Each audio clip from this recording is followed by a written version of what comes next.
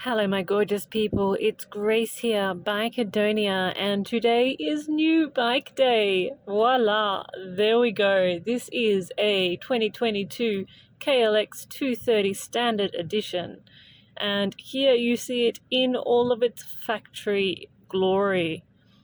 Now this bike is going to be for the mixed on-road, off-road and light enduro tours that I am going to be working on with High Volt Motorsport in Chiang Mai.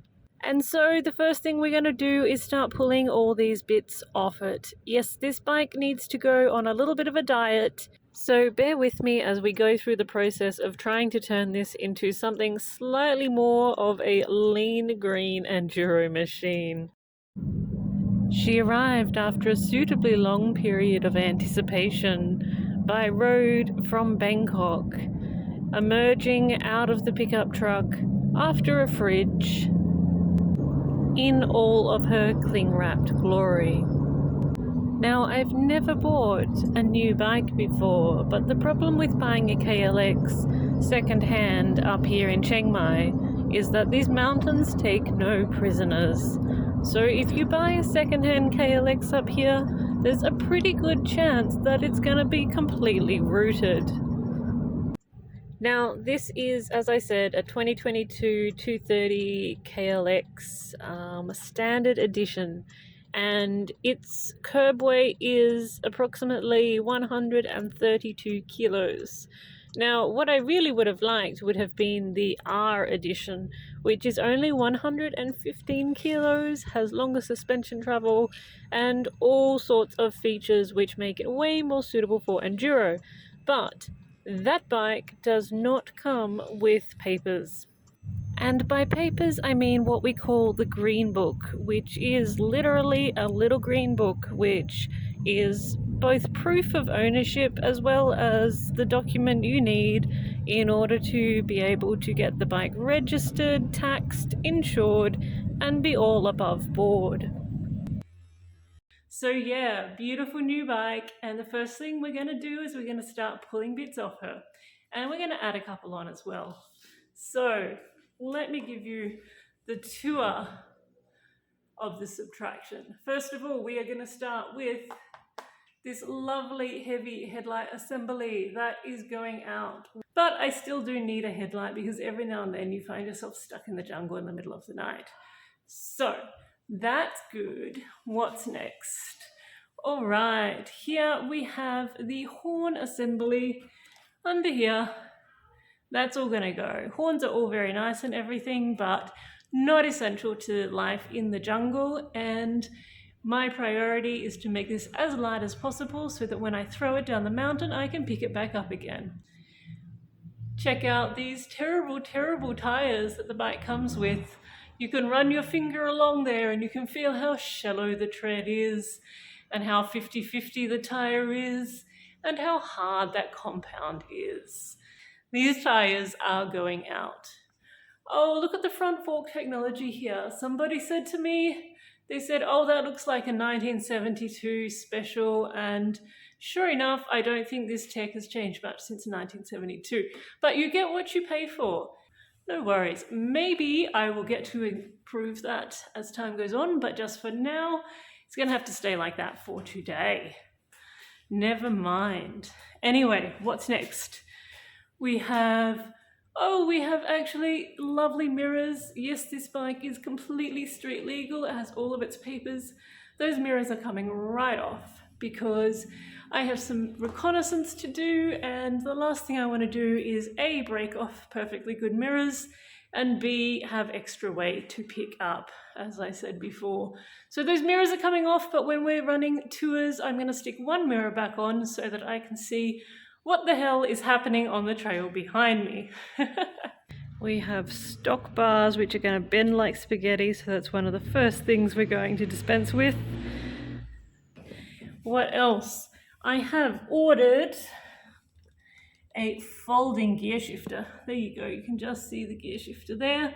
It does not fold, so the first time I stack it in the jungle, it's probably going to break off. Not what I want. However, the R model of the bike comes standard with a folding gear lever. So super easy to order that aftermarket part. Well, it's not really aftermarket, it's OEM, but for a different model. You know what I mean. So I've ordered that. What else? Oh, we have this gloriously enormous tail tidy, which I reckon is going to last about 5 minutes if I leave it on. So that's coming straight off. No number plate yet because the bike is too new. When I do get the number plate, it is going to be unceremoniously bolted on there. Beautiful indicator lights. Oh, I give them about 5 minutes too, but we'll see how we go. Oh, check out the size of this exhaust.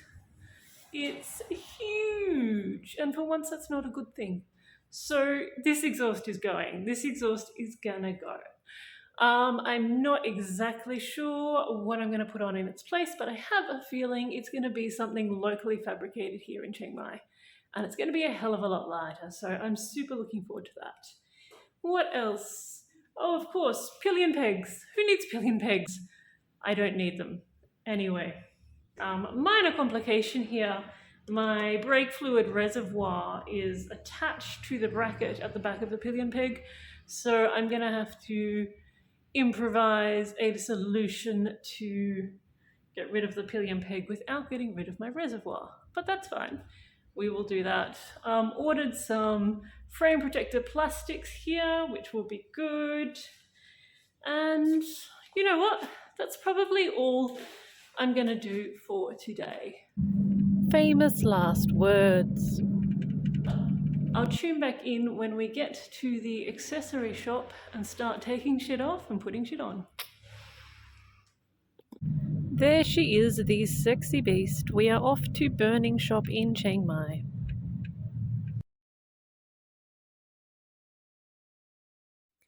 Okay, first things first, and the whole exhaust system, it comes right off, those foot pegs right off. We've selected a bash plate, hand guards, new rental fat bars, and now it's a case of reassembling the little green beastie into something slightly more creditable. And then we're off to the fantastically named 69 tires because why not? And we're here to get some decent rubber for this bike. All my friends are going to be running decent rubber on their decent motorcycles, so I gotta keep up. Anyway, apparently it's not so usual to be putting this quality of rubber on a KLX. So the guys had to go way up in the attic and look for the smaller size. The rear wheel is only 120, whereas usually the bigger enduro bikes, the Husky T300s and those ones, usually they're running a 140. But I was in luck and they found the tires for me, so now I have Michelin Enduro mediums on this little bike. Decent tires always make a massive difference, and you know, I'm honest enough to say sometimes I need all the help I can get. Now, let me tell you all about the things that we have done. So I got this bike about 36 hours ago, and honestly, I had this sinking feeling. I thought, oh my lord, this bike is it's just not going to be up to task. It is just going to be destroyed as soon as we hit some decent enduro trails. The handlebars, you know, on the standard KLXs, they bend like spaghetti. Everything was so delicate. Didn't even come with a bash plate. Not even like a plastic bash plate for looks. Nothing at all. No protection.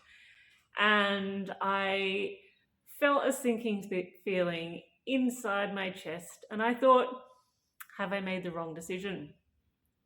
Anyway, fast forward 36 hours, let me show you where we're at. Alrighty, so we're going to start at the front.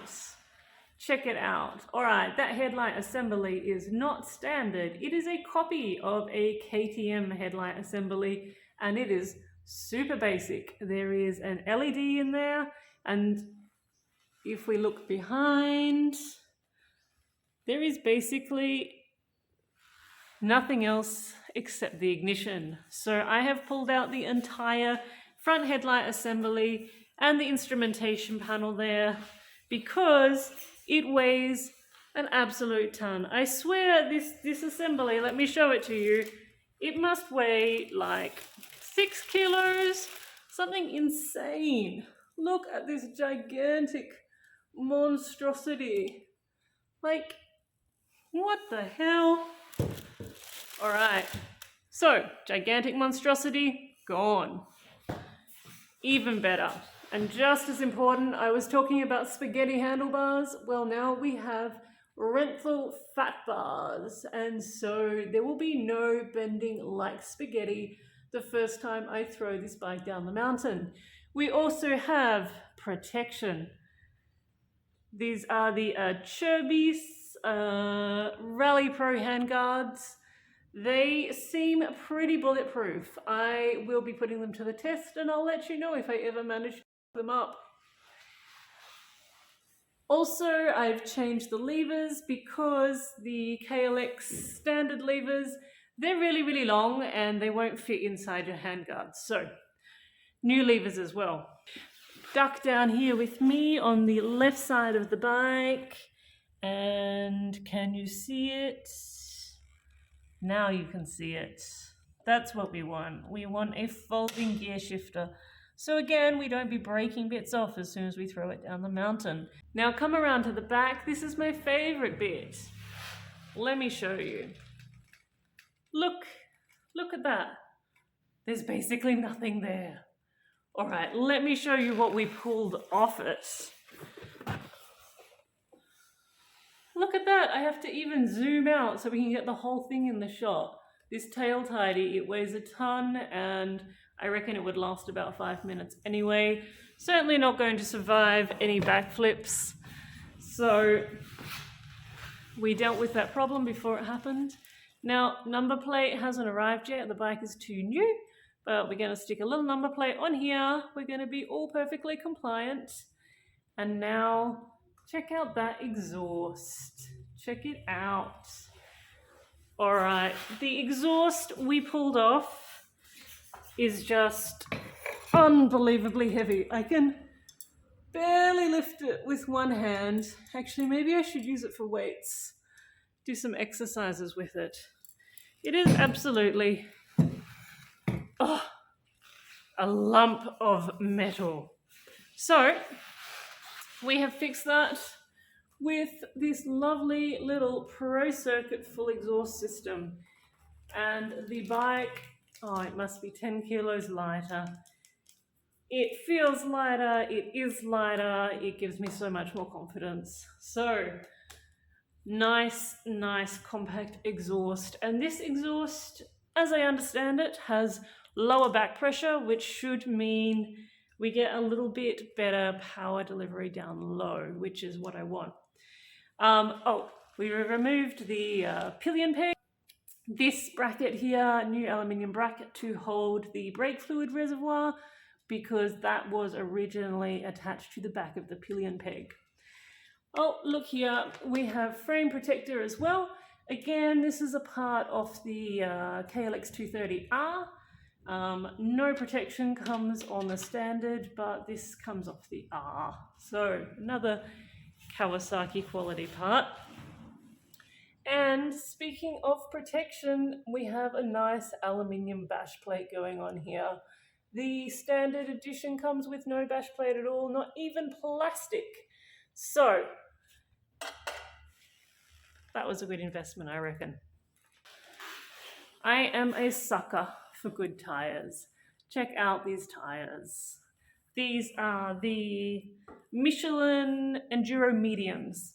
And also these tires, they give me a little bit more height. They give me just a noticeable amount more clearance on this bike, which I think is a brilliant asset as well. So I am stoked about that. So what else? I changed the sprockets as well. Stock, it comes with 14 on the front, 45 on the back. I have changed out those sprockets for 13 on the front, 48 on the back, because I'm going to be riding enduro on this bike. I'm going to be mostly off-road. So that's my priority, is having lots of nice power down low and low speeds. And also, the upside of changing both sprockets is that I didn't then need to have to get a new longer chain. If I had just changed up to say a 49 or 50 on the back, on the rear, I would have had to get a new chain. So that's why I'm running 1348 now. And that should make wheeling over logs a hell of a lot easier. Also, the new sprockets are aluminium. I know they don't last as long as steel, but they are lighter. And again, as you may have noticed, weight is a huge thing for me. Okay, moment of truth.